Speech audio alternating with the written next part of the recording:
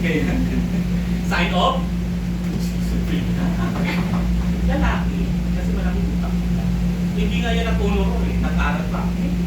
So wala kang in-input. Wala. Okay pa ang tatayin. Diba? Dalawang computer. Ito 100 gigabytes. Utak ng babae. Ito 200 gigabytes. Utak ng lalaki. Tama. Pasok ako ng pasok dito. Umabot na ako ng 200 gigabytes. Pwede pa ba? Pwede pa? Pwede pa. 199, 90 pa lang ha? 95, umabot. 99, pwede. Pag 100, pwede. 100 what? Pwede na. Eh dito sa utak ng lalaki, 200 gigabytes, umabot na 99, pwede? Pwede. Okay, 99.5. Pwede. 100. Pwede. So 101. Pwede. 150. Pwede. So, sino marami naman? Lalaki. Sino mas matindi? So lalaki ito? Ha? Sino na una? Si Eva o si Adan? Si Adan. Lalaki pa rin.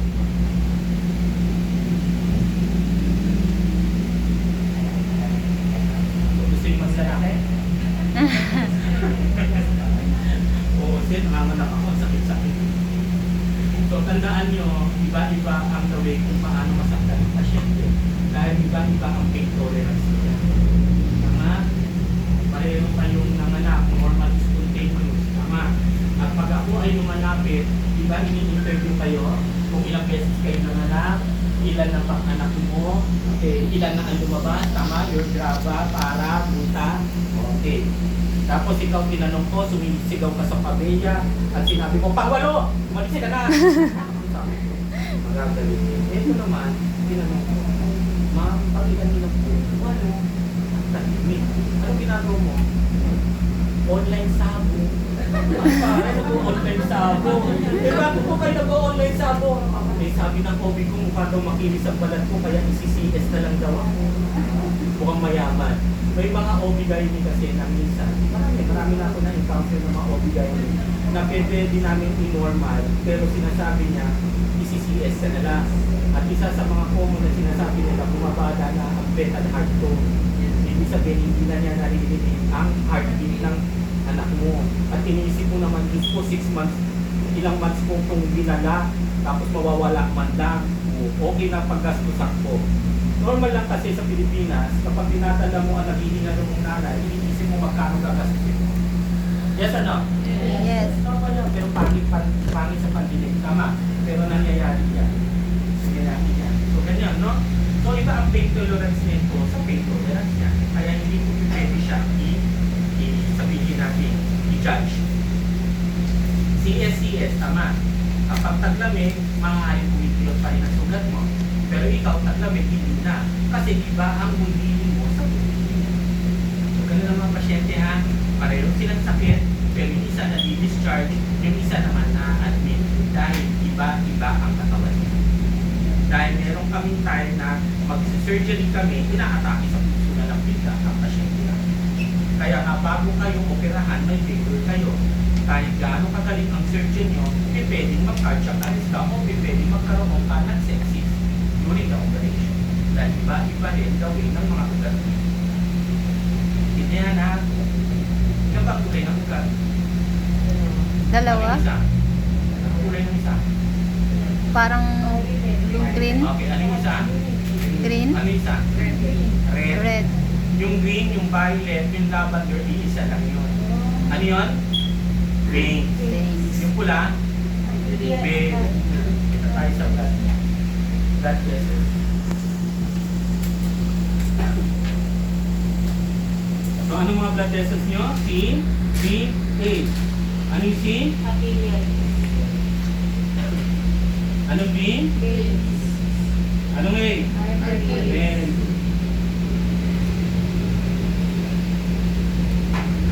Pag nalinig yung vessels, ibig sabihin, daanan ng dugo. Kaya tawag blood vessels. Dahil ang dugo mo ay isang sasakyan. Vessels.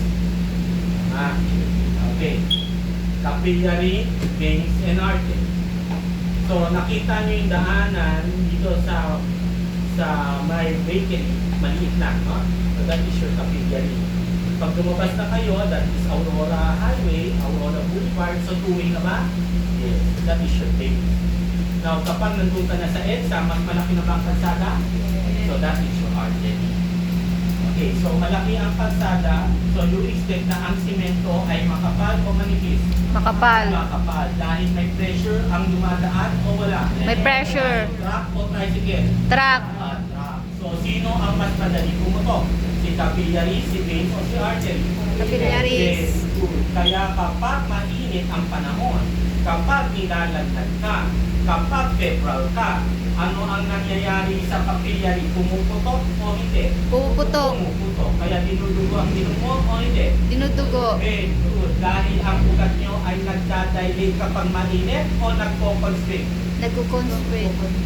Nagkukonstrict. Ulitin natin na tayo sa dilatation and constriction. Kapag mainit, ano ang nangyayari sa ugat? Nagdadilate, lumalaki, o nagpo-constrict, lumiliit? Nagdadilate. So kapag malamig, ano nangyayari? Nagpo-constrict. Kaya kung ikaw ay may dysmenorrhea, sabi mo kanina, ano ilalagay ko? Dry ice o hot compress? Para ano mangyari sa mga ugat mo sa inyong endometrium? Mag-dilate o mag-constrict? Mag-dilate. Para ang dugo ay sumirit o free-flowing? Flowing. Kaya maaari hindi ka masasaktan. Okay. Kaya kapag mainit, ano nangyayari sa bakal? Yumuyupi o dumidiretso? Yumuyupi. Kaya nga kapag mainit, ang tren, mayugyog o diretso ang takbo? Mayugyog. Tama? Pero kapag tag-ulan, diretso? Diretso. Yes. Dahil ang nangyayari sa bakal ay natutupi, nagpupurp kapag mainit. Kaya nga naglalagay kayo ng kutsara bago maglagay ng mainit na coffee para hindi pumutok ang para ma-absorb ang init saan? Sa kutsara. Kaya nga ang mga release ng tren may mga bato o wala? Meron. Para isolator, para i-absorb niya ang init at hindi mapunta lahat sa bakal. Kahit LRT, kahit MRT, kahit DNR. What? So ayun ang istorya ng dilatation and constriction. Okay. So, capillary veins and arteries. So, sino madaling pumutok? Capillary. Isang araw, sinapak mo ang asawa mo, kaya namula o hindi, ang pisngi? Namula. Namula. So, ano ang pumutok? Vein.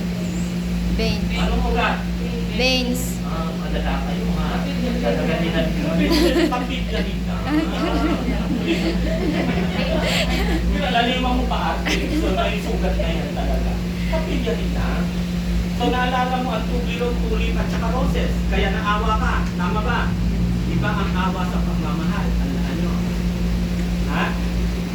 Mamaya sa pasyente lumapit kayo. Iba ang mahal sa awa. Ang awa, mas mabilis. Ang pagmamahal, mahaba. Nakita nyo, MVP, hindi pinapalitan. One month na, kaya nangingitim. Ibig sabihin may ama. Pero milyonaryo ang inyong mga pasyente. Tama ba? Mga multimillionaire o upper middle class. Pwede mo bilhin sa bangkang na 25 pesos hanggang 35 pesos lang ang NGT. Kung gusto mong social pa, in silicone 160. So sa tingin mo, kaya nila bumili. Pero ayaw nilang bilhan ang nanay nila. Tama ba? Pero gusto mong bilhan, ibig sabihin, ibig sabihin, mahal mo. Pero hindi mo binibilhan at ayaw mong matanggal ang pera mo sa sahod mo para pambili nun, awa yan. Ako ha, ay titingnan nyo kung kayo'y nagmamahal sa pasyente mo na aawa lang. Dahil ang awa, may maglanan. Pinakasalan nyo, awa yan o mahal? Mahal. Ang mahal. So kapag kayo ay pinalitan at tinitingnan nyo pa rin ang Facebook niya, ano ibig sabihin, naaawa ka o mapagmahal ka? Mahal. Mapagmahal ka. Dahil tinitingnan mo pa rin siya. Nagpapakatanga ka. Tama. Okay yan. Okay yan. Kasi mapagmahal ka. At ayan ang mahalaga sa isang caregiver. Hindi lang sa isang caregiver, sa isang tao. Mapagmahal. Ha? Hindi dahil sa sahod lang. Kaya yung pinuha yan. Dapat ang unahin nyo, kaya yung pinuha yan dahil mahal nyo ang isang tao. pangalawa na yung pero. So that is bladder incontinence. Ang bladder incontinence, minsan, pag nagkakaroon ka na ng aging, bumababa na yun. Kaya kinakatheter na. Tama ba? Okay. So ayun na, tandaan nila. So capillary veins and artery. So mas manipis ang capillary, mas makapal ang artery. Kaya may pulso kayo o wala? May pulso. Tumitibok o hindi? Tumitibok. So ibig sabihin may pressure o wala? May pressure. Kaya ano siya?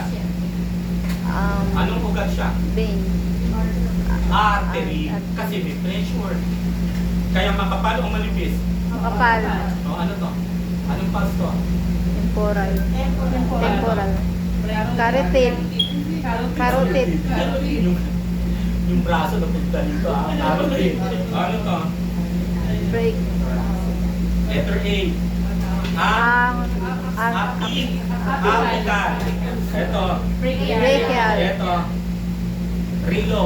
Radial. Radial. Basta tandaan nyo paano kayo malito. Letter R. Radial. Rilo. Singit. Femoral. Tuhod. Likod. Obisya. Dorsalis pedis. At saka tibia. Tumitibok o hindi? Tumitibok. So that is artery. Intindihan, ha? So anong kulay ulit ng artery? Blue. Red. Red. Ngayon, tanong. Sa lahat ng mga pulses na yan, ano ang pinaka-accurate? Is it temporal, carotid, apical, brachial, radial, femoral, publician, tibial, dorsalis pedis? Apical. Kasi nasa puso siya mismo, sa dulo. Kapag tinanong pag tinanong sa mga pulses nyo, ano ang pinaka-accurate? The apical. Bakit? Nasa puso. Tama? O ngayon, tanong, ano mas accurate? Cardiac rate o pulse rate? Cardiac. Very good. Siyempre, galing sa puso ang pulse rate. Ngayon, pag tinanong, ano mas accurate? Cardiac rate o heart rate? Pareho lang siya, iba ang pangalan. Wala, isa lang yun na cardiac rate or heart rate. So, okay na tayo sa blood vessels. So, alamin na ang dilatation and constriction. Tama ba? O, kaya kapag ang pasyente nyo ay may gastric ulcer, pwede tayong magpainom ng maiinit o pwede tayong inom ng malalamig. Malamig. Para ang sugat mag-dilate o mag-constrict? Mag-constrict. Para magdugo o ma-stop ang dugo? May stop ang dugo. Good. Ma-stop ang dugo. Nakuha. Kaya nga may mga pasyente tayo na ini-NGT namin na may gastric ulcer, kaya ang tawag namin ay gastric gavage, kaya nilalagyan namin ng malamig para ang mga sugat ay maghilo. Guys, parati nyo tandaan ang 10 to 15 minutes at 10 to 15 seconds. Parati yan lumalabas. Lumalabas din ang 24 to 48 hours. Parati nyo tandaan yan ha. Yung 10 to 15 minutes or 10 to 15 seconds or 24 to 48 hours. Guys, kapag ang pasyente nyo ay critically ill, dapat ang surface temperature ay nasa 16 to 20 degrees centigrade. So, ibig sabihin, dapat ba malamig ang lugar ng pasyente nyo na critically ill? Yes or no? Yes! Kaya kapag ito ay mayroong history na sabihin natin stroke, what I recommend ay malamig dapat ang room temperature. Ang surface temperature is also known as room temperature. Ay natandaan ha, pag nasa ibang bansa kayo, ang tawag nyo surface temperature. Ang trachea, ang tawag namin windpipe. Hindi trachea, windpipe. Makati ang windpipe ko. Ano yan? Trachea. Okay na? So, ang surface temperature ay 16 to 20 degrees Celsius. So, balik tayo dito ha.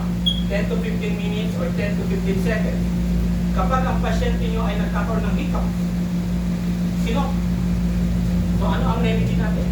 Tubig. Tubig. Tubig. Bakit? Ano ginagawa ng tubig? Ihangin naman siya. Para Para lumaki ang stomach, para ang diaphragm ay ma-compress, para matanggal ang sino. Pero tagal pa na, 1 pumapakisakit ng tubig. Tama. Hinga na lang ako ng malalim. Hold my breath. 10 seconds. Then exhale. Tapos ang problema. Huwag minutes ha, patay ang pasyente. Tama ba?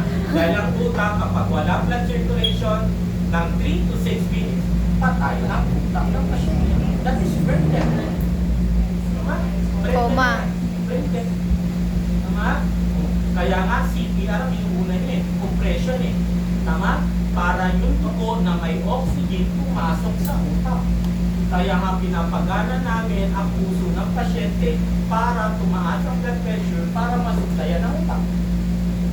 Kuha? Okay. So nakuha na ha? Nakuha na. So 10 to 15 seconds. Naalaga nyo kapag mag-i-insulin. Okay, ang insulin ba ay malapot o malabnaw? Insulin. Malabnaw. Ha? Nakakita na ba kayo ng insulin? Okay, sa hindi pa nakakita, pag inamoy niyo siya, amoy sa sulog na goma. Yung nagniningga, ay ano tawag ko? Nasusunog ng plastic. Oo. Nagsisiga. Yung mga tanso, ano, ganun ang amoy. Okay ha, ng insulin. Madilaw-dilaw din siya. Minsan, tama ba? Malapot-lapot siya. Since malapot siya, kaya matagal mag-settle, matagal pumasok sa inyong tissues, kaya 10 to 15 seconds bago po siya tanggalin. Para lahat ng insulin pumasok sa tissue. Hindi 10 to 15 seconds na ganun yan. 10 to 15 seconds. Okay, so ano pa lumalabas sa 10 to 15 seconds? Ito. Sa seconds. Using your inhaler.